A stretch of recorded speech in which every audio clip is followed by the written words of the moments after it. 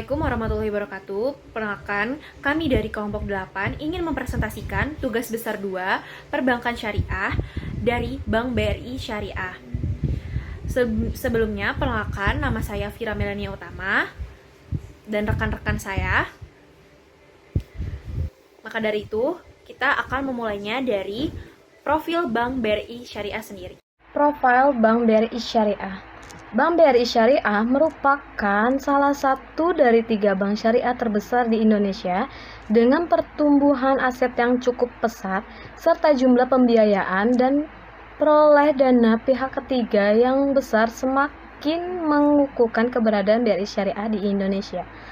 Selain itu, dengan berbagai penghargaan yang diterima, salah satunya adalah Customer Loyalty Award 2015 pada 25 Februari 2015 lalu.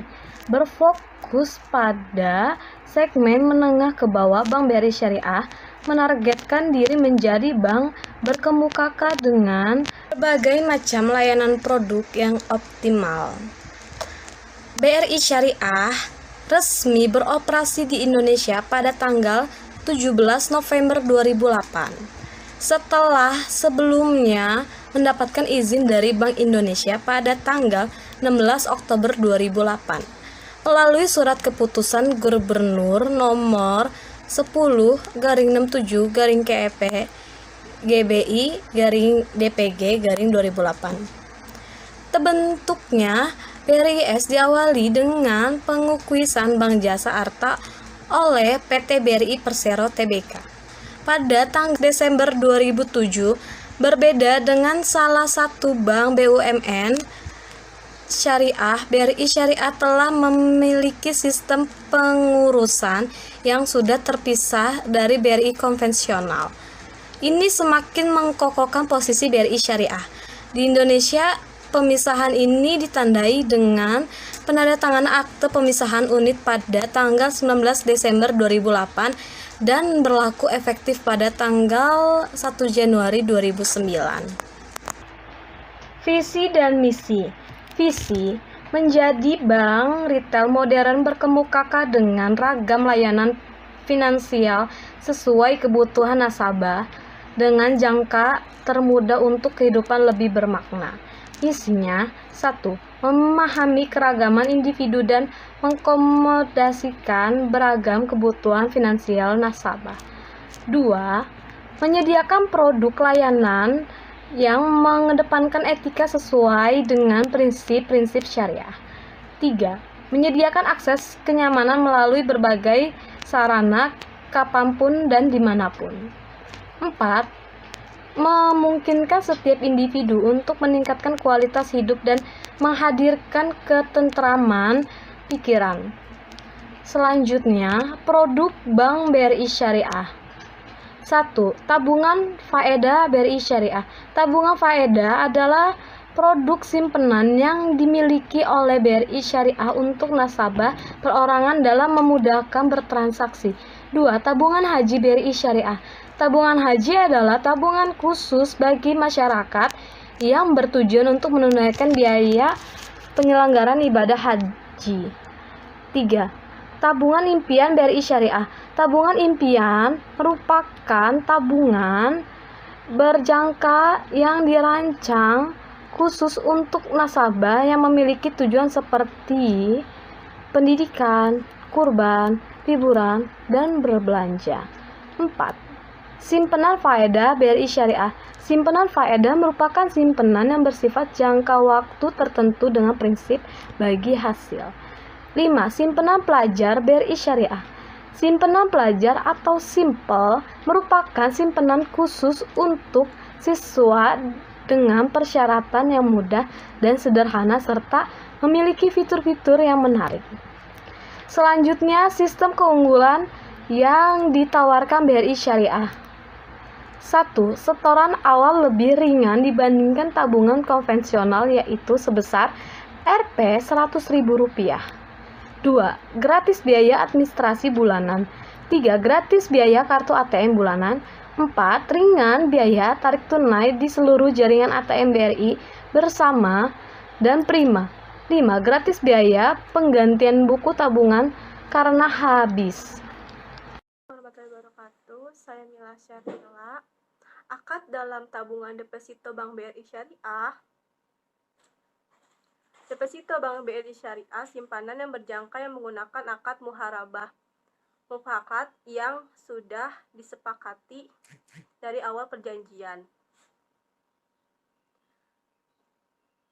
Akad tabungan BRI Syariah menggunakan akad muharabah muhalakah, yang di sini kamu membebaskan bank syariah tempat kamu menabung untuk menggunakan dana simpanan syariah bebas untuk dijadikan usaha. Syarat, ketentuan, dan keuntungan yang ada di BRI Syariah. Yang pertama, melampirkan fotokopi penduduk NWP atau nomor pokok wajib nasabah perorangan. Yang kedua, memiliki produk tabungan faedah BRI Syariah, IB atau Fitur atau Giro yang memiliki nominal minimum 2.500.000 dalam jangka waktu 1, 3, 6, atau 12 bulan. Biaya break deposito dikenakan 100.000. Keuntungannya yaitu bagi hasil yang komparatif dilakukan pemotongan zakat secara otomatis bagi hasil rekening yang didapat. Pemindahan otomatis setiap bulan bagi hasil yang terdapat ke rekening tabungan giro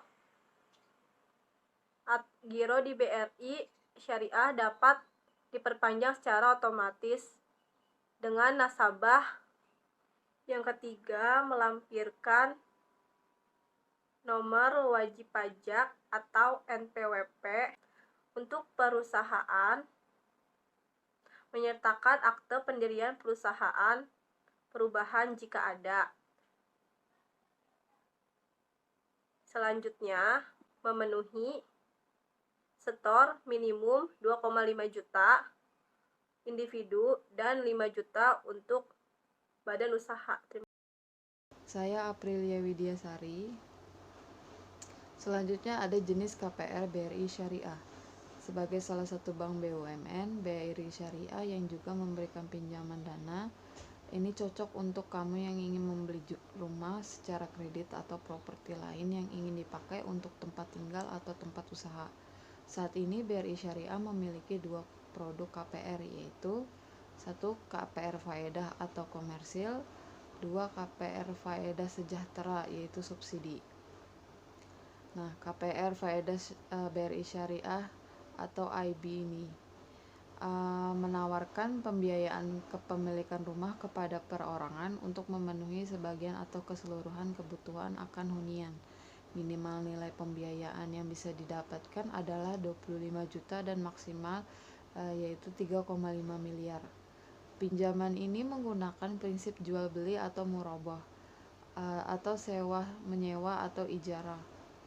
Jadi sesuai dengan prinsip-prinsip tersebut telah ditetapkan jumlah angsuran yang dibayar setiap bulannya selama periode cicilan. Untuk uang muka atau down payment atau DP, KPR BRI Syariah adalah sebesar 10%. Selanjutnya, fitur-fitur lainnya dari KPR Faedah. 1. Layanan bank finance atau pembiayaan bank hingga 90%. 2. Jangka waktu minimum 12 bulan dan maksimum 15 tahun untuk pembelian rumah baik dalam kondisi baru, rumah jadi atau inden, dan rumah bekas pakai atau second maupun pembelian bahan bangunan untuk pembangunan rumah. Yang ketiga, jangka waktu maksimum 10 tahun untuk pembelian apartemen, rumah toko atau ruko, dan rumah kantor atau rukan. Pembelian bahan bangunan untuk renovasi rumah, take over pembiayaan rumah, dan refinancing. Yang keempat, jangka waktu maksimum 5 tahun khusus untuk pembiayaan tanah kafling siap bangun sebagai persiapan untuk pembangunan rumah. Selanjutnya ada KPR Faedah Sejahtera BRI Syariah atau IB. Selain pinjaman KPR komersil, BRI Syariah juga memiliki produk KPR subsidi yang bernama KPR Faedah Sejahtera. Keutamaan dari KPR Faedah Sejahtera adalah bantuan fasilitas likuiditas pembiayaan perumahan atau FLPP. Pinjaman ini ditujukan bagi masyarakat yang pendapatan rendah, yaitu maksimal 4 juta rupiah untuk pembelian rumah lapak dan rumah susun.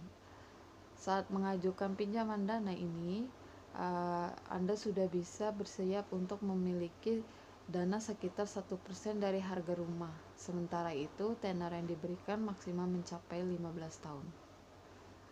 Syarat mengajukan KPR BRI Syariah. Yang pertama, warga negara Indonesia.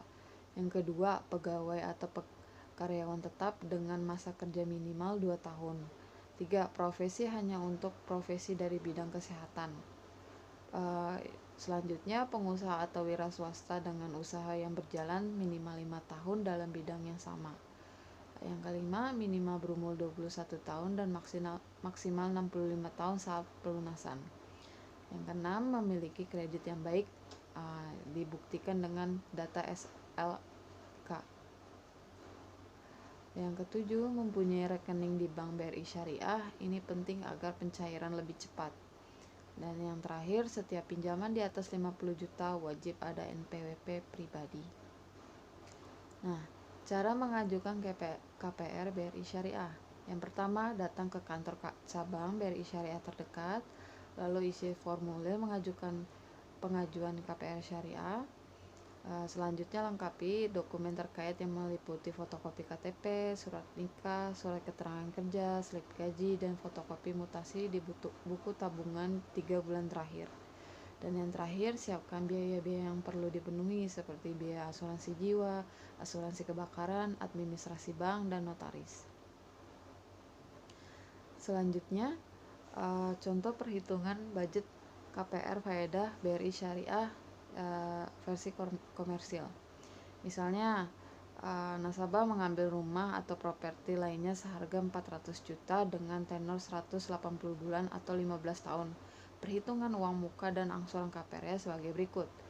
Yang pertama, uang muka sebesar 10% tadi dari 400 juta, yaitu menjadi 40 juta untuk uang mukanya. Lalu ada margin bank sebesar 13,75% per tahun. Dan lama pinjamannya 180 bulan atau 15 tahun, dan angsuran per bulan adalah 4.125 flat sampai cicilan lunas. Nah, yang kedua, contoh perhitungan KPR Faedah Sejahtera atau subsidi. Nasabah mengambil rumah atau properti lainnya untuk subsidi seharga 300 juta dengan tenor 180 bulan atau 15 tahun. Perhitungan uang muka dan angsuran KPR-nya sebagai berikut. Uang muka sebesar 1% dari 300 juta yaitu 3 juta, dan margin bank 5% per tahun, lama pinjaman 180 bulan atau 15 tahun, angsuran per bulan adalah 2.348.700 flat sampai cicilan lunas. Selanjutnya saya Tiara Putri Elena akan menjelaskan tentang jumlah aset dan keuntungan pada Bank BRI Syariah.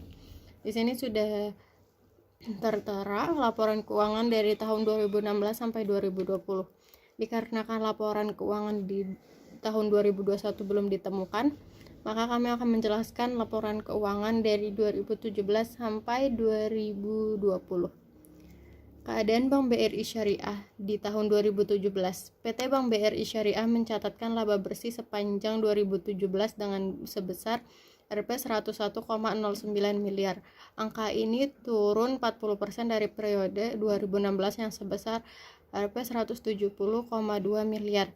Berdasarkan keterbukaan informasi yang disampaikan manajemen BRI Syariah pada Bursa Efek Indonesia pada Kamis 22 bulan 2 2018, dengan laba bersih tersebut perseroan mencatat laba per saham dasar mencapai Rp 25,54 atau lebih rendah dari periode 2016 yang sebesar 43 juta.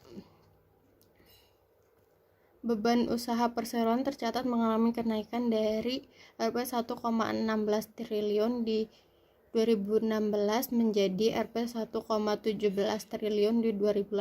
Laba usaha perseroan turun drastis dari 239,2 miliar menjadi 139,59 miliar di 2017.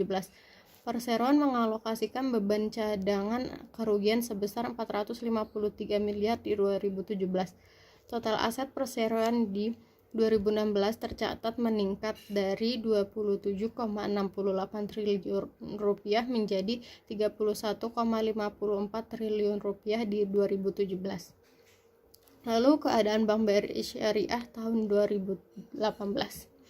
PT Bank BRI Syariah berhasil membukukan kinerja positif di tahun 2018. Berdasarkan laporan keuangan per 2018, di tahun lalu perseroan mengantongi laba bersih sebesar 106,6 miliar rupiah, naik dari realisasi tahun sebelumnya yang sebesar 101 miliar rupiah. Di tahun lalu, BRI Syariah juga berhasil membukukan laba sebelum pencadangan sebesar 776,771 miliar rupiah, meningkat 30,35% dibanding tahun 2017. Sejalan dengan hal tersebut, aset BRI Syariah juga tumbuh sebesar 20,20% menjadi 37,91 triliun rupiah dari 31,54 triliun di tahun 2017. Total sepanjang Desember 2018, BRI Syariah telah menjalin kerjasama baru dengan berbagai institusi baik swasta, BUMN maupun satuan kerja di bawah kementerian atau lembaga negara. Kepada institusi yang bekerja sama, BRI Syariah menyiapkan layanan perbankan secara lengkap baik dari sisi pendanaan maupun pembiayaan. Selanjutnya, Bank BRI Syariah di tahun 2019.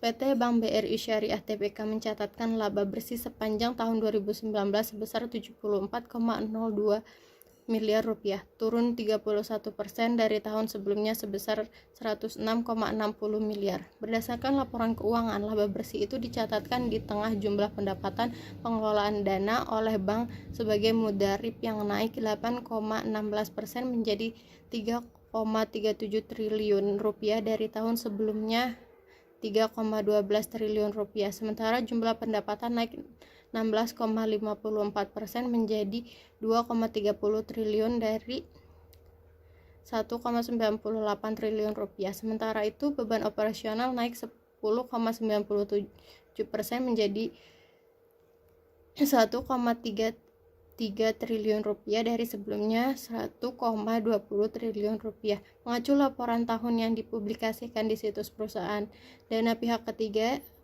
naik 18,23% menjadi 34,12 triliun rupiah dari tahun sebelumnya 28,86 triliun rupiah dan dari tahun 2017 sebesar 26,36 triliun rupiah. Total pembiayaan BRIS naik sebesar 25,29% menjadi 27,38 triliun rupiah dan tahun 2018 sebesar 21,86 triliun rupiah dan tahun 2017 sebesar 19,01 triliun rupiah. Adapun aset perusahaan juga naik 13,87% menjadi 43,12 triliun dari tahun sebelumnya 37,87 triliun. Keadaan Bank BRI Syariah di tahun 2020. PT Bank BRI Syariah Tbk atau BRIS melaporkan pertumbuhan laba bersih 235,14% secara tahunan menjadi 248 miliar rupiah. Berdasarkan laporan keuangan yang dipublikasikan di Bisnis Indonesia, pada hari Jumat, perseroan memaparkan pertumbuhan laba signifikan tersebut lantaran peningkatan pada pendapatan setelah distribusi bagi hasil yang naik 44,4% secara tahunan dari 2,16 triliun menjadi 3,12 triliun. Fee-based income juga meningkat 45,06% secara tahunan dari 157,29 miliar rupiah menjadi 228,17 miliar rupiah. Meskipun demikian, beban kerugian penurunan nilai aset keuangan pun naik signifikan, yakni 91,1% dari 600 82,43 miliar menjadi 1,30 triliun. Adapun pertumbuhan pembiayaan pun tercatat kuat pada pandemi tahun lalu, yakni naik 46,24% secara tahunan menjadi 40 triliun rupiah. Dana pihak ketiga juga naik 44,61% menjadi 49 triliun rupiah. Dengan capaian tersebut, posisi aset perseroan meningkat 33,84 secara tahunan menjadi 58 triliun rupiah. Kualitas pembiayaan terpantau aman dengan posisi non-performing financing di 3,24%, bahkan turun dari 2019 yang tercatat 5,22%. Rasio kecukupan modal berada pada posisi optimal di 19,4%, sedangkan financing to deposit rasio berada pada 80,99%. Sekian dari saya, selanjutnya akan dilanjutkan oleh rekan saya yaitu Vira. Di sini ada hasil dan pembahasan. Yang pertama, itu ada grafik aset PT Bank BRI Syariah yang bisa kita lihat dari tahun 2014 sampai 2018. Yang kedua, ada pembiayaan yang bisa kita lihat dari grafik 2 pembiayaan PT Bank BRI Syariah yang ada pada tahun 2014 sampai 2018. Yang ketiga, dana pihak ketiga. Bisa kita lihat dari grafik 3 dana pihak ketiga dari Bank BRI Syariah melonjak naik. Yang keempat, ada rasio FDR dari PT Bank BRI Syariah. Yang kelima, ada grafik rasio NPF dari PT Bank BRI Syariah. Yang keenam, ada rasio ROA dari PT Bank BRI Syariah. Maka kesimpulannya, berdasarkan hasil studi kepustakaan serta proses hubungan SPSS pada PT Bank BRI Syariah, diperoleh kesimpulan bahwa variabel financing to deposit rasio berpengaruh negatif terhadap ROA. Hal tersebut dikarenakan oleh kualitas pembiayaan yang masih rendah, kebijakan relaksasi restrukturisasi pembiayaan diubah dan otoritas jasa keuangan OJK, padahal rasio resiko pembiayaan masih tinggi. Regulasi ketat dari OJK dan Bank Indonesia. Selanjutnya, berdasarkan hasil studi kepustakaan dan proses hitung SPSS pada PT Bank BRI Syariah, bermasalah PT Bank Syariah, variabel non-performing finance berpengaruh negatif terhadap ROA, pembiayaan bermasalah yang meningkat dikarenakan pembiayaan yang diberikan PT Bank BRI Syariah adalah pembiayaan real yang tengah berada di siklus perekonomian kini sedang mengalami penurunan dengan ekspansi pembiayaan yang melambat. Ini menyebabkan penurunan kualitas aset dan meningkatnya pembiayaan bermasalah. Kemudian, berdasarkan hasil studi kepustakaan dan proses hitung SPSS PT Bank BRI Syariah, variabel financing to deposit rasio dan non-performing financing secara simultan tidak berpengaruh terhadap ROA. Hal tersebut salah satunya dikarenakan seperti yang telah dipaparkan pada paragraf sebelumnya, yaitu oleh kualitas pembiayaan yang masih rendah dan pembiayaan bermasalah yang meningkat dikarenakan pembiayaan yang diberikan PT Bank BRI Syariah adalah pembiayaan yang tengah berada di siklus perekonomian kini sedang mengalami penurunan. Baik, sekian dari presentasi kelompok 8. Semoga presentasi ini bisa bermanfaat bagi para mahasiswa dan para dosen tentang PT Bank BRI Syariah. Terima kasih.